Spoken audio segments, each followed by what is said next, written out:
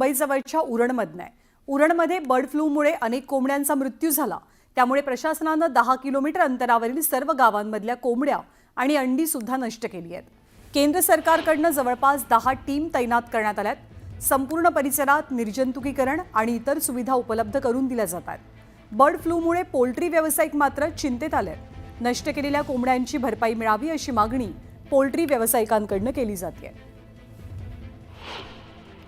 ज्या काही 0 ते 1 किलोमीटर एपी सेंटर पकडून त्या एरियामध्ये आम्ही पक्ष्यांचा सर्वे करून त्या एरियातले जे काही पक्षी आहेत ते शास्त्रोक्त पद्धतीने त्यांची विल्हेवाट लावणं, पुन्हा असणारे सर्व शेड त्यांची सॅनिटायझेशन म्हणजे निर्जंतुकीकरण करणं, रस्ते चुना वगैरे टाकणं आणि पशुपालकांना या ठिकाणी मार्गदर्शन करणं, या आजारापासून पुढील काय आपल्याला उपाययोजना करता येईल, बाधित होऊ नये म्हणून काय उपाययोजना करता येईल यासाठी आपण सर्व मार्गदर्शन केलं आहे।